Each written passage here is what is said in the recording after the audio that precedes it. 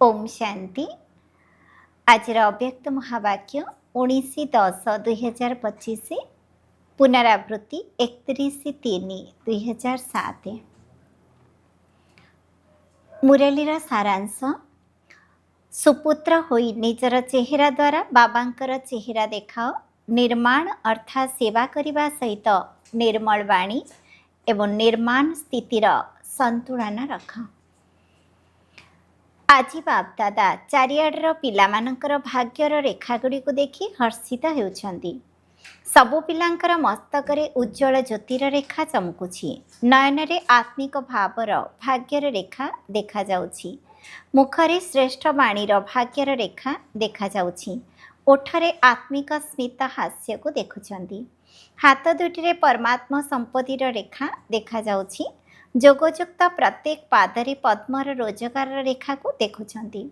समस्तंक हृदय रे बाबांकर स्नेहरे लवलीन हेबार रेखा को देखुछंती। तेबे एही भली श्रेष्ठ भाग्य तुमे प्रत्येक संतान अनुभव करुछ ना? कहीं ना एही भली भाग्यर रेखा गुड़िक स्वयं परमात्मा पिता ही प्रत्येकंकर श्रेष्ठ कर्मरूपी कलम द्वारा टाणी देइछंती। एभली श्रेष्ठ भाग्य जहाँकि अविनाशी मध्य अटे एवं केवल यही गोटे जन्म पाई मध्य नुहे किंतु अनेक जन्मर अविनाशी भाग्य रेखा अटे। जेहेतु बाबा अविनाशी अटंती तेणु भाग्यर रेखा गुड़िक मध्य अविनाशी अटे। तेबे एही समय रे ही श्रेष्ठ कर्म आधार रे सबु प्रकार भाग्यर रेखा गुड़िक प्राप्त हेउछि। केवल एही समय पुरुषार्थ अनेक जन्मर प्रारब्ध जमा कराई देउछि। तेबे सबु पिलांकु जेउ प्रारब्ध अनेक जन्म पर्यंत मिलिबार अछि बापदादा ताकु एबे एही समय रे एही जन्मरे पुरुषार्थर प्रारब्धर प्राप्ति रूप रे देखिबाकु चाहुछंती। केवल भविष्यत रे नुहे किंतु एबे भी एही सबु रेखा गुड़िक सदा सर्वदा अनुभव हेउ। काहेकि ना वर्तमान एही दिव्य संस्कार तुम मानकर नुआ संसार निर्माण करुछि। तेणु चेक कर। कौन चेक करिबा जणा अछि तो? निजे ही निजर चेकर हुआ। तेबे सर्वभाग्यर रेखा गुड़िक एबे मध्य अनुभव हेउछि तो? एमिति तो भाबुनाह जे एही सबु प्रारब्ध गुड़िक अंतिम समय रे ही देखा जिवो। जेहेतु प्राप्ति मध्य एबे हेउछि तेणु प्रारब्धर अनुभव मध्य एबे ही करिबाकु हेबो। भविष्यत संसार संस्कार एबे तुमर प्रत्येक जीवन रे प्रत्यक्ष ही अनुभव हेबो। तेबे कौन सबु चेक करिबो? भविष्यतर संसार रे जेउ भली संस्कार गुड़िक आत्मा मानक भितरे रहिबो तार गायन मध्य करुछ। सेठारे गोटे ही राज्य रहिबो। सेही संसार कथा मने अछि तो? केते थर सेही बड़ी संसार रे राज्य करिछ? कौन मने अछि ना मने पकाई देले जाई मने पड़ुछि? तुमे माने कौन थिल से कथा स्मृति रे अछि तो? तेबे सेही संस्कार वर्तमान जीवन रे प्रत्यक्ष रूप रे अछि तो? तेणु चेक कर। एबे भी मोर मनरे बुद्धि रे संबंध संपर्क रे जीवन रे एक राज्य अछि तो? ना आत्मार राज्य सहित केबे केबे मायार मध्य राज्य चालुछि। जेपरि भविष्यतर प्रारब्ध रे गोटे ही राज्य रहिबो, दुईटी नुहे। सेहीपरि एबे मध्य एक राज्य अछि तो दुई राज्य नाही तो? जेपरि भविष्यत रे एक राज्य सहित एक धर्म मध्य रहिबो, तेबे से धर्मटी कौन? संपूर्ण पवित्रतार धारणा रूपी धर्म रहिबो। तेणु एबे चेक कर जे पवित्रता संपूर्ण अटे तो? स्वप्न रे मध्य अपवित्रतार नामगत नथिबो। तेबे पवित्रतार अर्थ हेला संकल्प वाणी कर्म एवं संबंध संपर्क रे संपूर्ण पवित्रतार गोटे ही धारणा रहिथिबो। ब्रह्मचारी होइथिबो।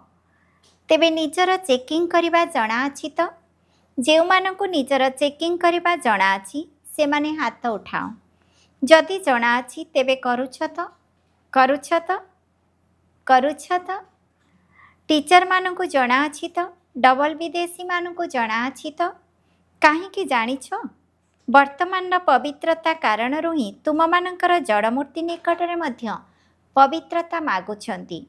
पवित्रता अर्थात एक धर्म जहाँकि वर्तमान स्थापना हेउछि एवं भविष्यत रे मध्य चालुछि। सेही बड़ी भविष्यतर गायन मध्य कौन रहिछि? एक राज्य एक धर्म एवं ता सहित सदा सुख शांति संपत्ति अर्थात अखंड सुख अखंड शांति एवं अखंड संपत्ति।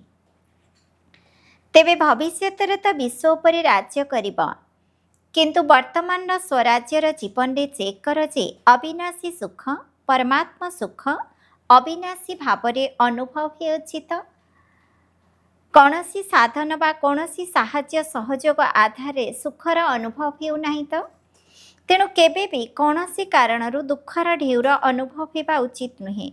कौनसी नाम मान सान आधार सुखर अनुभव हेउना तो काहींकि जानिछ काहींकि ना एही सबु नाम मान सान साधन एवं साहाय्य सहयोग विनाशी अटे अल्पकालर अटे।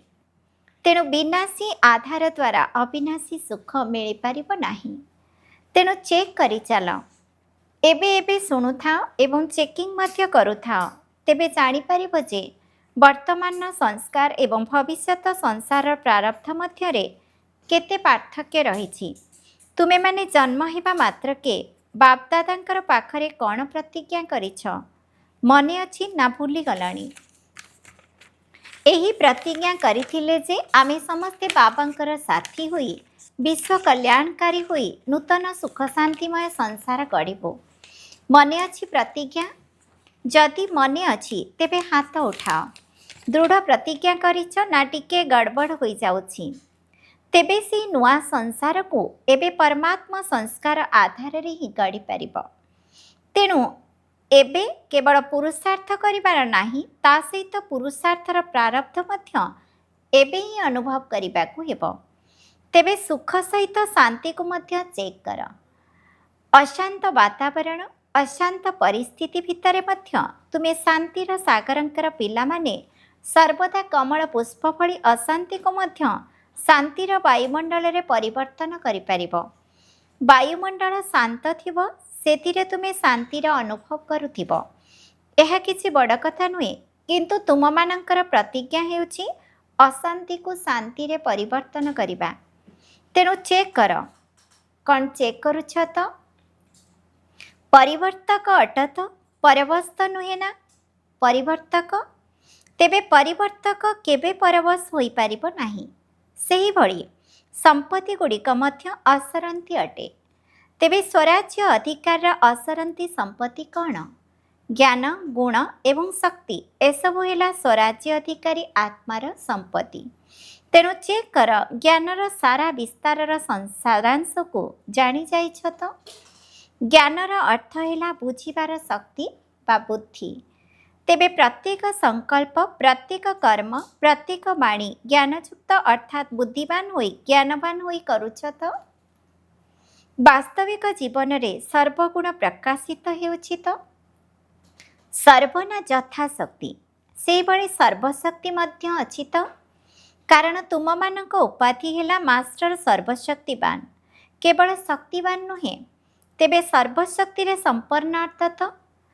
द्वितीय कथाटी है सर्वशक्ति गुड़िक यथा समय कार्य करुछंती तो? यथा समय हाजिर होउछंती ना समय बीती जिबा परे मने पड़ुछि? तेणु चेक कर यही तीनोटी जाक कथा एक राज्य एक धर्म एवं अविनाशी सुख शांति संपत्ति कहीं नूतन संसार यही सबु कथा गुड़िक जहाँकि वर्तमान स्वराज्य समयर अनुभव अटे ताहा सेठारे होई पारिबो नाही। केवल एबे ही ए सबु को अनुभव करि पारिबो। जदि एबे ठारू एही सबु संस्कार गुड़िक जाग्रत अवस्था रहिथिबो तेबे जाई अनेक जन्म प्रारब्ध रूपरे साथी रहिबो।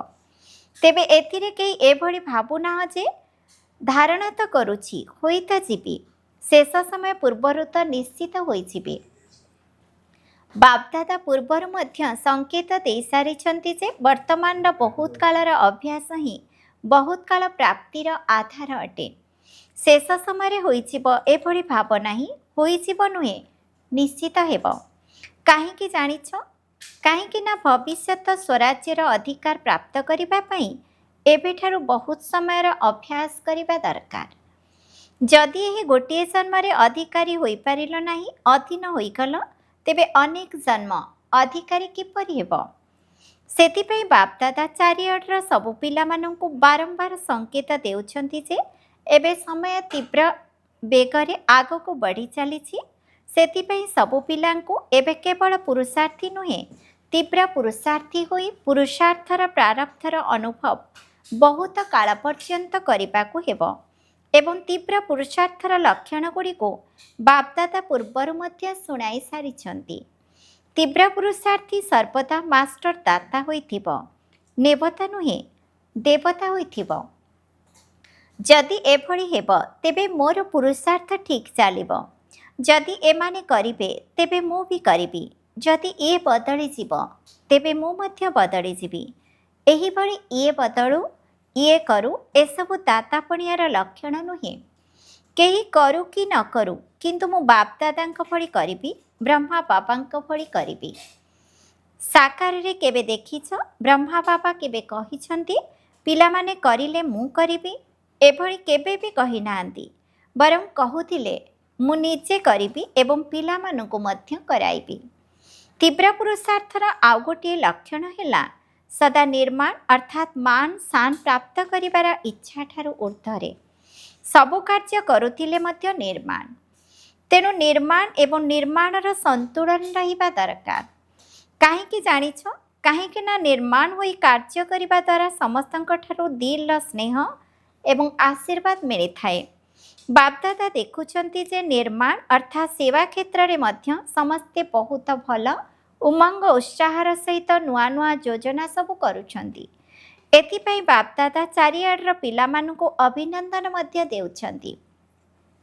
ତେବେ ବାପଦାଦାଙ୍କ ପାଖକୁ ନିର୍ମାଣର ବା ସେବାର ନୂଆ ନୂଆ ଯୋଜନା ସବୁ ବହୁତ ଭଲ ଭଲ ଆସିଛି।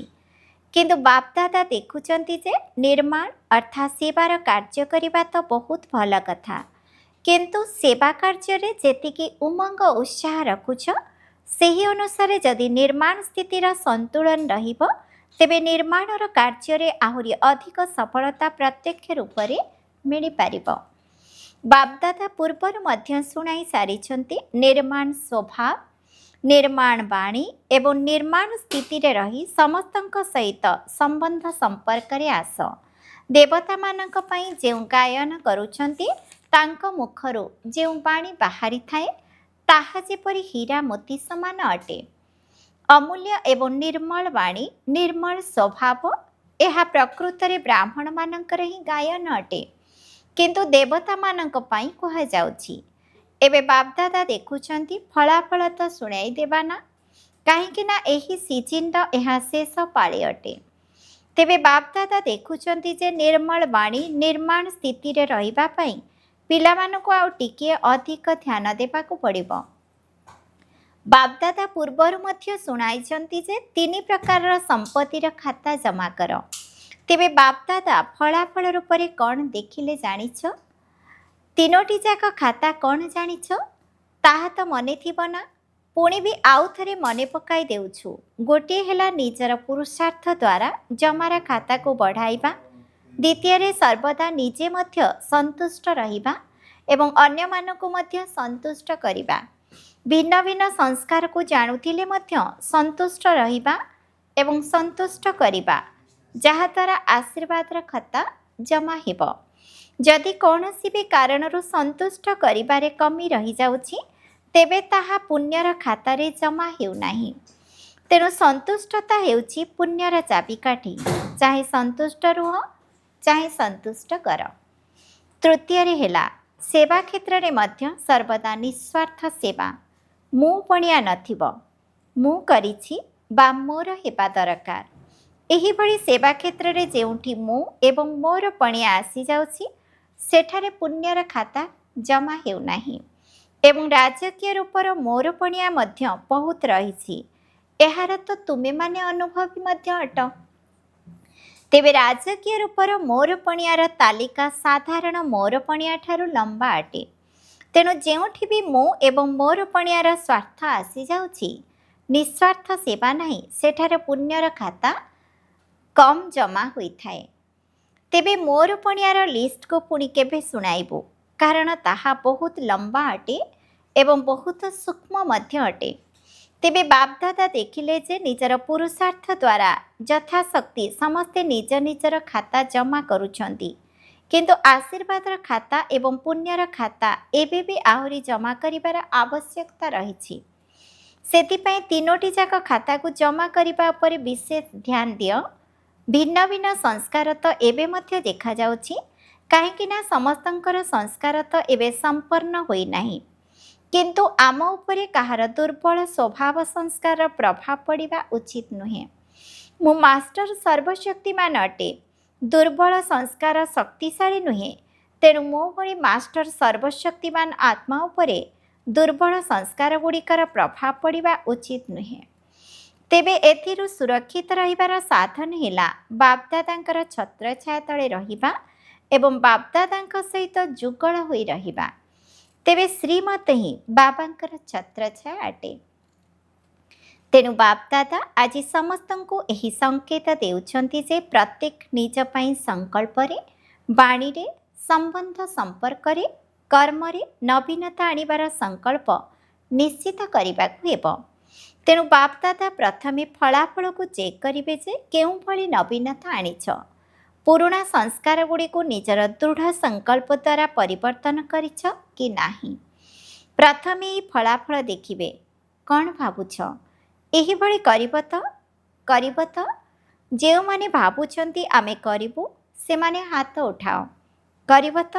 ଆଚ୍ଛା, କରିବ ନା ଅନ୍ୟକୁ ଦେଖିବ? କ'ଣ କରିବ? ଅନ୍ୟ କାହାକୁ ଦେଖିବ ନାହିଁ, ବାପଦାଦାଙ୍କୁ ହିଁ ଦେଖିବ। ତୁମର ବଡ଼ଦାଦୀଙ୍କୁ ଦେଖିବ। ତାଙ୍କର ସ୍ଥିତି କେତେ ନ୍ୟାରା ପ୍ୟାରା ଅଟେ। ବାପଦାଦା କହୁଛନ୍ତି, ଯଦି କାହାକୁ ହଦ୍ର ମୁଁ ପଣିଆ ଏବଂ ମୋର ପଣିଆ ଠାରୁ ନିଆରା ସ୍ଥିତିବାଲା ଦେଖିବାକୁ ଚାହୁଁଛ, ତେବେ ବାପଦାଦାଙ୍କର ହୃଦୟ ସିଂହାସନ ଅଧିକାରୀ ତୁମର ଦାଦୀଙ୍କୁ ଦେଖ। ସାରା ଜୀବନ ହଦ୍ର ମୋ ପଣିଆ ଠାରୁ ହଦ୍ର ମୋର ପଣିଆ ଠାରୁ ଦୂରରେ ରହିଛି, ଯାହାର ଫଳସ୍ୱରୂପ ଯେତେ ବି ରୋଗବ୍ୟାଧି ହୋଇଥିଲେ ମଧ୍ୟ ଦୁଃଖ କଷ୍ଟର ଅନୁଭବ ଠାରୁ ସର୍ବଦା ମୁକ୍ତ ଅଟେ। ଗୋଟିଏ ହିଁ ଶବ୍ଦକୁ ପକ୍କା କରି ଦେଇଛି। ଯଦି କେହି ପଚାରୁଛି, ଦାଦୀଜୀ କିଛି କଷ୍ଟ ହେଉଛି କି, କିଛି ଖରାପ ଲାଗୁଛି କି, ତେବେ କ'ଣ ଉତ୍ତର ମିଳୁଛି? କିଛି ନାହିଁ। କାହିଁକି ନା ନିଃସ୍ୱାର୍ଥ ଏବଂ ବିଶାଳ ହୃଦୟ, ସମସ୍ତଙ୍କୁ ଚଳାଇ ନେଉଥିବା, ସମସ୍ତଙ୍କର ପ୍ରିୟ ପାତ୍ର, ଯାହାର ବାସ୍ତବିକ ପ୍ରମାଣ ତୁମେମାନେ ଦେଖୁଛ। ତେବେ ଯେତେବେଳେ ବ୍ରହ୍ମା ବାବାଙ୍କ କଥା କୁହାଯାଉଛି, ତେବେ କହୁଛନ୍ତି ତାଙ୍କ ଭିତରେ ତ ବାବା ଥିଲେ ନା, କିନ୍ତୁ ଦାଦୀ ତ ତୁମମାନଙ୍କ ସହିତ ପ୍ରଭୁ ପାଳନରେ ରହୁଥିଲେ, ପାଠପଢ଼ାରେ ମଧ୍ୟ ରହୁଥିଲେ, ସେବାରେ ମଧ୍ୟ ସାଥୀ ହୋଇ ରହୁଥିଲେ। ତେବେ ଯଦି ଜଣେ ନିଜର ନିଃସ୍ୱାର୍ଥ ସ୍ଥିତି ଦ୍ୱାରା ଏଭଳି ହୋଇପାରୁଛି, ତେବେ କ'ଣ ତୁମେମାନେ ହୋଇପାରିବ ନାହିଁ? ହୋଇପାରିବ ନା? ବାପଦାଦାଙ୍କର ନିଶ୍ଚୟ ଅଛି ଯେ ତୁମେମାନେ ହିଁ ହେବ। କେତେଥର ହୋଇସାରିଛ? ମନେ ଅଛି? ଅନେକ କଳ୍ପ ବାପ ସମାନ ହୋଇସାରିଛ। ତେବେ ତୁମେମାନେ ହିଁ ହେବ। ଏହିଭଳି ଉତ୍ସାହ ଏବଂ ଉଦ୍ଦୀପନାରେ ଉଡ଼ି ଚାଲ। ଯେବେ କି ବାବାଙ୍କ ସହିତ ସ୍ନେହ ଅଛି, 100% ଠାରୁ ମଧ୍ୟ ଅଧିକ ଅଛି। ଏହିଭଳି କହୁଛ ନା? କ'ଣ ଠିକ୍ କଥା ନା? ଯେଉଁମାନେ ବି ଏଠାରେ ବସିଛ ବା ନିଜ ନିଜ ସ୍ଥାନରେ ରହି ଶୁଣୁଛ ବା ଦେଖୁଛ, ସମସ୍ତେ ନିଜକୁ ସ୍ନେହର ବିଷୟ ଉପରେ 100%ରୁ ମଧ୍ୟ ଅଧିକ ବୋଲି ଭାବୁଛ ନା? ଯଦି ଭାବୁଛ, ତେବେ ହାଇ ଉଠାଅ। 100% ସମସ୍ତେ ହାତ ଉଠାଇଲେ। ଆଚ୍ଛା, ପଛବାଲା ଲମ୍ବା ହାତ ଉଠା, ହାତ ହଲାଅ। ଆଜି 22,000ରୁ ମଧ୍ୟ ଅଧିକ ଭାଇ ଭଉଣୀ ପହଞ୍ଚି ଯାଇଛନ୍ତି। ଏଥିରେ ତ ସମସ୍ତେ ହାତ ଉଠାଉଛ। ତେବେ ସ୍ନେହର ପ୍ରମାଣ ହେଲା ସମ୍ମାନ ହେବା। ଯାହା ପ୍ରତି ସ୍ନେହ ଥିବ ତାଙ୍କ ଭଳି କଥା କହିବା, ଚାଲିବା, ତାଙ୍କ ଭଳି ସମ୍ବନ୍ଧ ସମ୍ପର୍କ ରକ୍ଷା କରିବା, ଏସବୁ ହେଲା ସ୍ନେହର ପ୍ରମାଣ। ଆଜି ବାପଦାଦା ଏବେ ଦେଖିବାକୁ ଚାହୁଁଛନ୍ତି ଯେ ଗୋଟିଏ ସେକେଣ୍ଡ ଭିତରେ ସ୍ୱରାଜ୍ୟର ଆସନ ଉପରେ ନିୟନ୍ତ୍ରଣ କରିବାର ଶକ୍ତି ଏବଂ ଶାସନ କରିବାର ଶକ୍ତିର ସଂସ୍କାରକୁ ଜାଗ୍ରତ କରି ବସିପାରିବ। ତେବେ ଗୋଟିଏ ସେକେଣ୍ଡ ଭିତରେ ରାଜ୍ୟ ଅଧିକାରର ଆସନ ଉପରେ 2-3 ମିନିଟ୍ ପାଇଁ ସ୍ଥିତ ହୋଇଯାଅ। ଚାରିଆଡ଼ର ପିଲାମାନଙ୍କର ସ୍ନେହପୂର୍ଣ୍ଣ ଶୁଭେଚ୍ଛାର ପତ୍ର ଏବଂ ବିଜ୍ଞାନର ଯେଉଁ ସବୁ ସାଧନ ଗୁଡ଼ିକ ରହିଛି, ସେଗୁଡ଼ିକ ମାଧ୍ୟମରେ ପିଲାମାନଙ୍କର ୟାଦ୍ ପ୍ୟାର ବାପଦାଦାଙ୍କ ନିକଟରେ ପହଞ୍ଚି ଯାଇଛି। ନିଜର ଦିଲ୍ର ସମାଚାର ବହୁତ ପିଲା ଲେଖିକରି ମଧ୍ୟ ଦେଇଛନ୍ତି ଏବଂ ଅମୃତ ବେଳାର ବାର୍ତ୍ତାଳାପରେ ମଧ୍ୟ ଶୁଣାଉଛନ୍ତି। ବାପଦାଦା ସେ ପିଲାମାନଙ୍କୁ ସମାଚାରର ଏହି ପ୍ରତ୍ୟୁତ୍ତର ଦେଉଛନ୍ତି ଯେ ସର୍ବଦା ସଚ୍ଚା ହୃଦୟମାନଙ୍କ ଉପରେ ବାପଦାଦା ସନ୍ତୁଷ୍ଟ ରହିଥାନ୍ତି।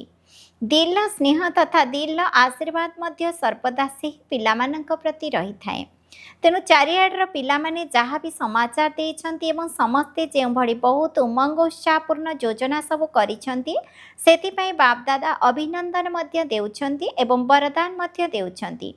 ଆଗକୁ ଆଗକୁ ବଢ଼ି ଚାଲ ଏବଂ ସମସ୍ତଙ୍କୁ ଆଗକୁ ବଢ଼ାଇ ଚାଲ।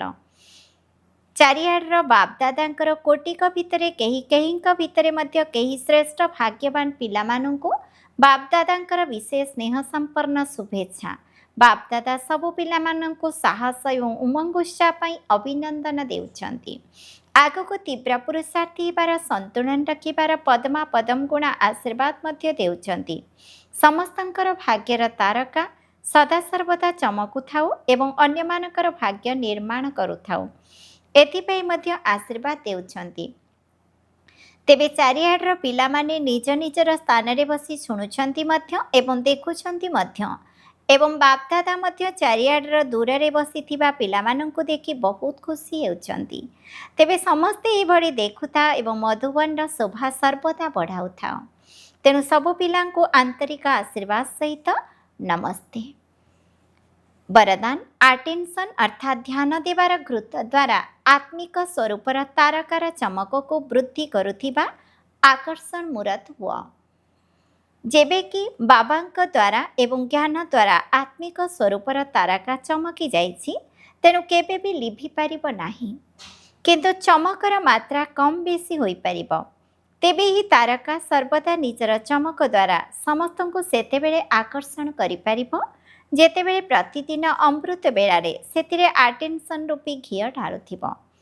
ଯେପରି ସ୍ଥୂଳ ଦୀପରେ ଘିଅ ଢାଳିବା ଦ୍ୱାରା ତାହା ଏକରସ ଅର୍ଥାତ୍ ସ୍ଥିର ହୋଇ ଜଳିଥାଏ, ସେପରି ନିଜ ଉପରେ ସମ୍ପୂର୍ଣ୍ଣ ଆଟେନ୍ସନ୍ ଦେବା ଅର୍ଥ ବାବାଙ୍କ ସର୍ବଗୁଣ ଏବଂ ସର୍ବଶକ୍ତିକୁ ନିଜ ଭିତରେ ଧାରଣ କରିବା। ଏହିଭଳି ନିଜ ଉପରେ ଧ୍ୟାନ ଦେବା ଦ୍ୱାରା ଆକର୍ଷଣ ମୂରତ ହୋଇଯିବ। ସ୍ଲୋଗାନ ବେହଦର ବୈରାଗ୍ୟ ବୃତ୍ତି ଦ୍ୱାରା ସାଧନାର ବୀଜକୁ ପ୍ରତ୍ୟକ୍ଷ କର। ଅବ୍ୟକ୍ତ ଇଶାରା ନିଜ ପ୍ରତି ଏବଂ ସମସ୍ତଙ୍କ ପ୍ରତି ନିଜର ସଂକଳ୍ପ ଦ୍ୱାରା ଯୋଗର ଶକ୍ତିଗୁଡ଼ିକୁ ପ୍ରୟୋଗ କର। ଯୋଗର ଶକ୍ତିକୁ ଜମା କରିବା ପାଇଁ କର୍ମ ସହିତ ଯୋଗର ସନ୍ତୁଳନକୁ ଆହୁରି ଅଧିକ ବଢ଼ାଅ। କର୍ମ କରିବା ସମୟରେ ମଧ୍ୟ ଯୋଗର ଶକ୍ତିଶାଳୀ ସ୍ଥିତି ରହିଥାଉ। ଏହାର ଅଭ୍ୟାସକୁ ବଢ଼ାଅ। ଯେପରି ସେବା କ୍ଷେତ୍ରରେ ନୂଆ ନୂଆ ଉଦ୍ଭାବନ ସବୁ କରୁଛ, ସେହିପରି ଏହିସବୁ ବିଶେଷ ଅନୁଭବର ଅଭ୍ୟାସ କରିବା ପାଇଁ ସମୟ ବାହାର କର ଏବଂ କିଛି ନା କିଛି ନବୀନତା କରି ସମସ୍ତଙ୍କ ପାଇଁ ଉଦାହରଣ ମୂରତ ହୁଅ। ଓମ୍ ଶାନ୍ତି।